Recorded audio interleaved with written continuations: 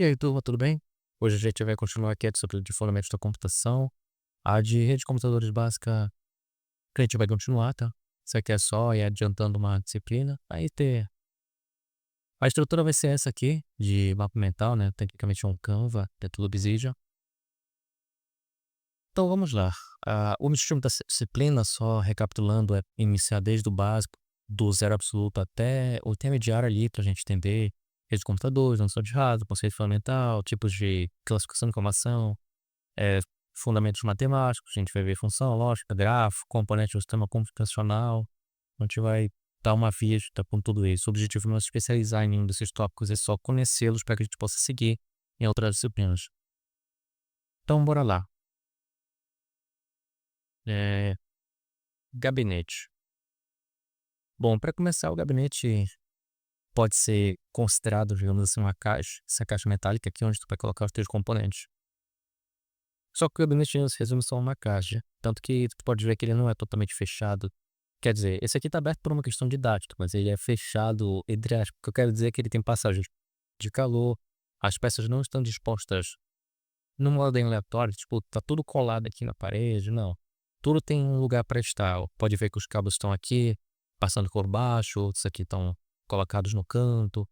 Isso tudo é para otimizar a gestão ou a organização desses cabos, a proteção contra a queda, o cabo não ficar se mexendo toda hora e de repente quebrar, para que o ar consiga passar. Então, a função do gabinete é dar meio que a estabilidade, ser o porto seguro dos teus componentes. Então, o gabinete vai ser essa parte física que vai abrigar, proteger, organizar os teus componentes. Aí vai ajudar na refrigeração, porque ele permite o espaçamento dos teus componentes. A primeira função principal dele é a proteção física. Ele vai impedir contra um impacto direto. Digamos assim que tu realmente, de repente bate de ombro, tu tá na tua mesa e tu bateu o ombro, pegou no gabinete e ajuda a distribuir ali o impacto, a energia cinética e dissipa. A proteção física contra poeira, se alguma poeira de repente cair, não vai cair nas tuas peças, vai cair no gabinete, porque tu vai ter como limpar. E, claro, contato direto com os componentes, a segurança elétrica, porque o teu corpo ele é lotado de uma coisa que a gente chama de energia estática. Essa energia estática, dei uma pesquisada depois, se tiver curiosidade, mas ela, quando acumulada, é capaz de tacar fogo, digamos assim, numa folha de papel. Isso costuma acontecer, inclusive, em fábricas de papel, é uma coisa relativamente séria. E, claro, não tão séria. Tu não vai tacar fogo no teu computador por energia estática. Mas tu pode queimar uma peça, tu pode queimar o teu processador, o teu chip de memória RAM ou alguma outra pecinha ali que pode deixar de funcionar. É por isso que o gabinete é feito de metal, para dissipar, para fazer essa armadura metálica, digamos assim.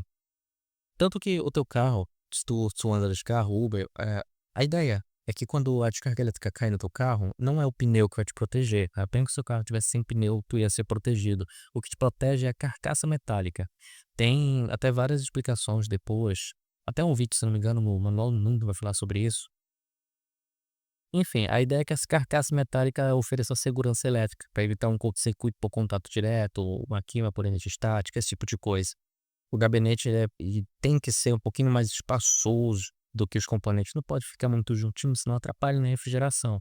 A refrigeração é um ponto crítico para o computador, tanto que computadores, gamers, PCs, notebooks gamers, eles possuem sérios problemas quanto à refrigeração. Tem gente que compra, ainda tem que comprar aquela mesa para colocar debaixo para ficar refrigerando, justamente por conta da dissipação de calor ser ineficiente nesses casos, porque tem pouco espaço para o fluxo do ar. A ideia do gabinete é que ele reserve sempre um espaço para que tu consigas colocar mais coisa. Então, se tu tá juntando teu computador pela primeira vez, tenta investir um pouquinho mais, se você quer mas investe um pouquinho mais no teu gabinete, compra um gabinete um pouquinho maior, porque vai que tu queira trocar de placa-mãe para um modelo que seja um pouquinho maior, então vai ter os furos aqui, vai ter espaço para te colocar uma placa de vídeo, alguns HDs, um SSD, quem sabe até uma baia de DVD. Duvido muito que alguém utilize isso hoje em dia. Tem até aqui, ó, eu trouxe para mostrar como era. Aqui, ó, as baiazinhas de CD, DVD, tinha até de disquete nessa época. Isso aqui são os computadores antigos, né? Bom, como surgiu o gabinete de tudo, né? A gente pode dizer que o primeiro gabinete foi o andar inteiro de um prédio, né? Porque o ENIAC ocupava o andar inteiro. Mas não, né? O primeiro computador era muito grande. Isso aqui era quente, tá? Era horrível. Não à toa que na maioria das fotos tem pouca gente aí dentro, pelo menos desse modelo SUS, era muito quente. Fora que quando isso gastava tanta energia que quando era ligado, só que avisar a concessionária já direto que estava funcionando. Com o passar dos anos isso foi se refinando, esse aqui é um computador muito mais potente que esse ENIAC, ocupando menos espaço, pode ver é só uma sala, não um andar. E ele está bem mais organizado aqui, tem até unidade de fita, pessoas trabalhando. Aqui provavelmente são tradutores, vão converter esse trabalho em papel perfurado, uma unidade de fita, isso vai ser processado, enfim. Isso aqui é um mainframe IBM ah, da década de 70. O, o gabinete, os computadores foram evoluindo até a gente chegar nesse Macintosh. Isso aqui é o Macintosh primeiro. Vale a pena dar uma visualizada nesse vídeo aqui, do Tecmundo, sobre essa história dos Macs. Ele vai contar não só a história dos Macs, assim, do que deu origem, digamos assim, ao boom da Apple, mas também sobre como de fato se deu essa coisa da popularização dos computadores pessoais, porque antigamente isso era restrito à universidade. Algumas empresas, inclusive, nunca investiram em computadores pessoais porque acreditavam que usuários comuns jamais precisariam ter computadores em suas casas, algo sendo uma coisa que banco e universidade deveria ter, não uma pessoa. O que ela faria com o computador? Algumas empresas faliram por causa disso. Acho que Digital Disk, enfim. Um adendo, a gente ainda tem computadores de grande porte, são servidores, lembra os servidores da Microsoft, servidores do Google, computadores quânticos agora, né? Mas nós não chamamos mais eles de mainframe, parece que perdeu a moda, digamos assim, a gente só chama de supercomputador. Mas ainda tem alguns que chamam de mainframe, não tá errado, só não é mais popular. Quando tu pesquisares mainframe no Google, tu vais achar mais imagens relacionadas a essa época aqui, não a época atual. Então tá, gabinete, né? A gente tem esses gabinetes da década de 1990, vai ali até o início dos anos 2008, 2005. O que acontece aqui? Os computadores eram colocados nessas caixas, isso aqui não oferecia uma ventilação tão adequada. As próprias peças também não eram de uma qualidade tão interessante, não tinham uma pintura, não tinham refinamento, não tinham acabamento como tem hoje em dia, então isso era feio. E isso amarelava com o tempo. Mas tem gente que gosta do amarelo, acha interessante, né? Tá sinal de autenticidade. O formato AT dava a esse gabinete um tamanho tanto quanto estupidamente grande. E isso, bom, assim eram os computadores nessa época. As coisas foram evoluindo, eles foram percebendo problemas, principalmente na dissipação de calor. Nós temos aqui, a gente não está visível, mas normalmente esses computadores eram completamente fechados. Não tinha aqueles furos típicos que tu pode ver no teu computador, se estiver usando o desktop, aqueles furos para passagem de ar. Já as mid towers que foram surgindo ali na década de 2000, melhor, foram se aprimorando na década de 2000, elas já ofereciam esses furos, já ofereciam um sistema de refrigeração mais eficiente, digamos assim. Isso teve um público, o advento desses tipos de gabinete, desses mid towers mais estilizados, foi muito focado ao público leigo, principalmente ao público que tinha dinheiro para comprar um computador ou tinha linha de crédito para fazer um consórcio, um financiamento para comprar um computador. Agora vai parecer loucura, né? Mas antigamente, na década de 2000, 2005, 2010, computadores eram itens estupidamente caros, a nível de ter que fazer um financiamento mesmo, do nível que um carro. Eu estou financiando o meu carro, eu vou financiar o computador. Era nesse nível. Existiam até programas de afirmações sociais, programas do governo brasileiro, que estavam meios de você conseguir fazer o financiamento do seu computador. DC para todos, o computador para todos. Então, era essa a ideia. Computadores eram itens muito caros e o público leigo estava cada vez mais interessado em tê-los. Então, as empresas perceberam que eles estavam começando a escolher pela estética. Eu sei, parece meio bobo, né? Mas pensa, tu vais comprar uma coisa extremamente cara, uma coisa cara, tu vai querer uma coisa bonita, porque querendo ou não, isso é uma coisa de luxo, um sinal fálico, um sinal de poder, o status, tu tá comprando um computador. É algo que poucas pessoas podem ter, então tu quer minimamente uma coisa agradável aos olhos. Então começou-se a investir, por mais que aqui ainda esteja nos passos iniciais, começou-se a investir, a fazer um design mais amigável, um design que conversasse mais com a estética, digamos assim.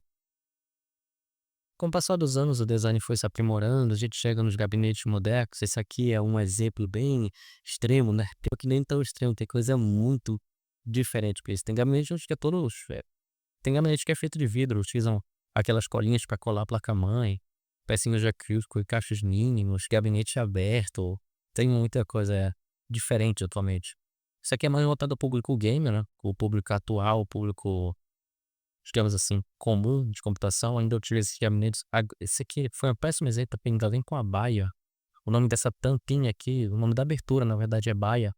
Isso aqui serve para te colocar um leitor de DVD, leitor óptico de DVD, leitor gravador, ou então aqueles USB hub que ocupa a baia inteira, que tu consegue pôr DVD, USB, cartão de memória, formato micro SD, SD, tanto aquele monte de formato. São isso aqui. Inclusive eu tenho a leve impressão que esse computador aqui era utilizado para, digamos assim, divulgação de filmes, né, tanto o gravador, porque que eu lembro que nessa época aqui, época até de 2000, a polícia, ela ia atrás de, era suspeito isso aqui, digamos assim, né. Bom, essa aula de hoje é basicamente bem rápida, nem é uma aula, é quase que com uma explicação do surgimento dos gabinetes, como se popularizou essa ideia do computador que vai ficar dentro da tua casa, por que que tem a cara que tem hoje em dia, por que que eles são da forma que são. Então, a ideia é ter uma visão geral do surgimento disso aqui. Um adendo importante, como pode ter reparado, né, existem sons que ele vai exercer, então eu sei que é meio ruinzinho, mas não tenta economizar tanto com teu gabinete. Pega uma coisa que vai te suprir, que vai ter funcionalidade e que vai ter suporte para expansão. "Ah, mas eu não planejo expandir o meu computador", mas uma hora tu pode querer, nem que seja colocar um HDzinho novo ou um SSD novo, tu vais ter vontade de fazer isso, ou tu vais querer substituir o teu air cooler, né, que é cooler de ar, que é isso aqui, essa pecinha aqui, tu vai de repente querer colocar um de torre, não um desse paralelo, aí vai ocupar uma laguna um pouquinho maior, tentar prever esse tipo de coisa, porque só você ter que comprar outro vai ser mais caro. Enfim, eh, essa aula de hoje é só o conceito básico do que é, para que serve um gabinete, uma evolução histórica de como eles se pareciam até os momentos atuais. É isso, muito obrigado e até a próxima.